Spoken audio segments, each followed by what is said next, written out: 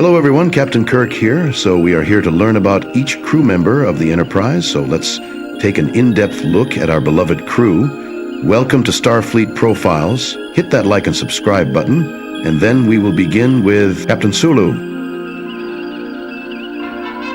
Hikaru Sulu was born in San Francisco, California on Earth during the second quarter of the 23rd century, during the late 2250s or early 2260s. Sulu attended Starfleet Academy, in which he underwent pilot training.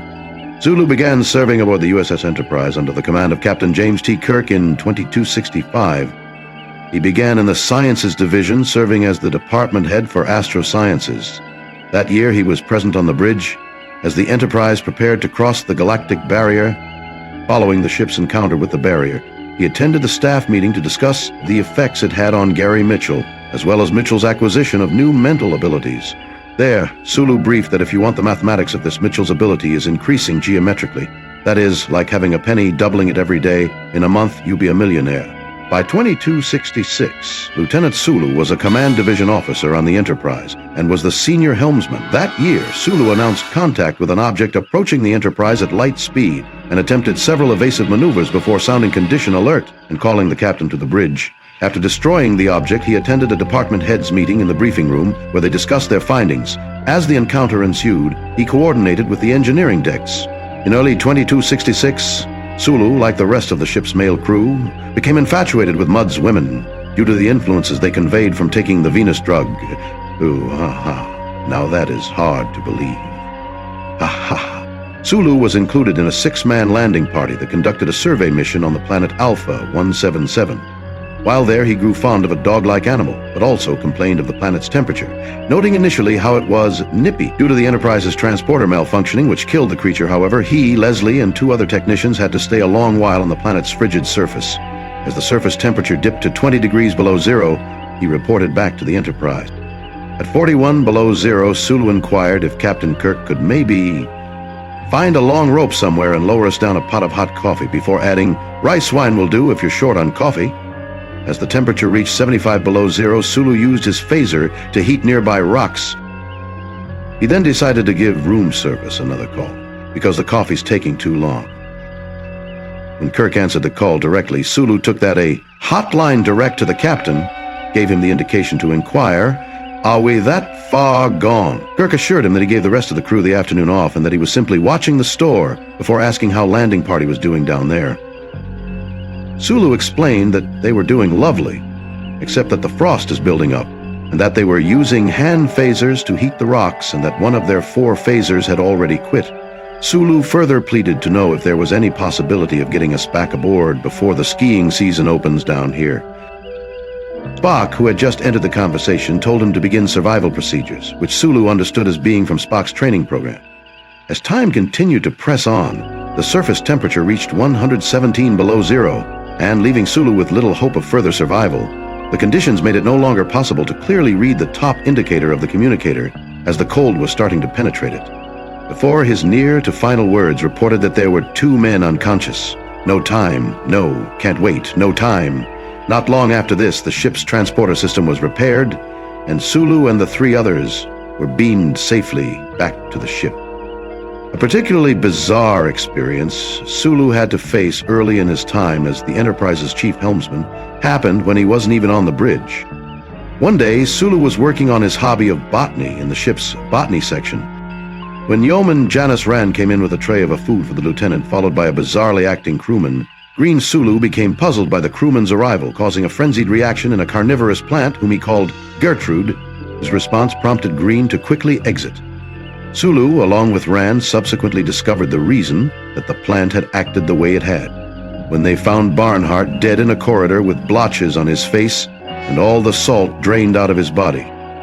It turned out the version of Green they had seen earlier was a shape-shifting M113 creature, which was killed a short time later. Sulu was part of a landing party that investigated an uncharted planet in the Omicron Delta region that seemed perfect for shore leave, with McCoy telling Sulu the planet looked like a place out of Alice in Wonderland. But then McCoy saw first a giant white rabbit, immediately followed by a little girl, both of whom spoke and dressed just as McCoy imagined characters from Alice in Wonderland would do. A short time later, Sulu thought of an old-fashioned .38 police special revolver and ended up finding one just lying on the ground, and he also took practice shots with it, startling temporarily other landing party members.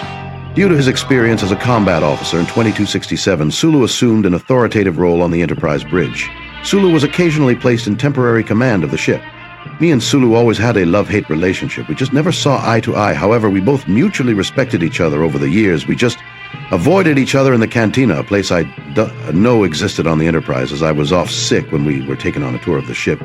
An early instance of when Sulu was in command of the Enterprise, while still remaining at his post at the helm, was when the ship engaged the Gorn starship while they were in orbit above the Federation observation outpost on Cestus III. Following the Enterprise's accidental transport back to 1969 from 2267, he assisted Captain Kirk in infiltrating the U.S. Air Force U.S. 498th Air Base Group in Omaha, Nebraska, where they successfully retrieved photographic evidence of the Enterprise. For a short time, Sulu fell under the mind control of the computer Landru on the planet Beta 03, until Kirk and Spock were able to destroy the computer, which allowed Scott to inform them that Sulu had returned to his normal, reliable self. It was around this time that the Enterprise acquired a new chief navigator after having several that either had left due to other assignments or health reasons. That new chief navigator was young ensign Pavel Chekhov. Chekhov remained primary navigator until the end of the first half of 2265. A year after returning to Earth, the Enterprise underwent a major 18-month refit under the direction of her new captain, Will Decker. By the end of the refit, Sulu had been promoted to lieutenant commander, and with the encroachment of the V'ger entity, he again served under his old captain, then Rear Admiral Kirk Sulu had one daughter, Gamora, who was born during the 2270s, and later assigned to the USS Enterprise B in 2293. She held the same position as her father at the ship's helm. In 2287, Captain Sulu assumed command of the USS Excelsior. While he displayed a more authoritarian manner once taking command of the Excelsior, contrasting his more easygoing, laid-back demeanor shown previously, he was still very loyal to both his new and his old crew. Sulu's career was honored by Starfleet with his holographic portrait being placed in Starfleet headquarters. It was viewed at one point by Catherine Janeway, who noted it looked nothing like an image of Sulu from Tuvok's memory that she also saw. Chekhov became Sulu's closest friend among the Enterprise officers after joining the bridge crew in 2267, and they often shared jokes, observations, and opinions with each other while on duty. Thus, to conclude, taking away my personal opinions of Sulu, he was a fine officer, and it was a pleasure to see him climb the ranks to command his own starship. His career was an asset to Starfleet, and his legendary skills will be taught at the Starfleet Academy for years to come. This has been Starfleet Crew Profiles. I have been Captain James T. Kirk. And if you haven't done so already, hit that like and subscribe button. This is a command, not a request. It is always appreciated. Thank you. In the next episode, we will be finding out about Dr. McCoy, but for now, live long and prosper.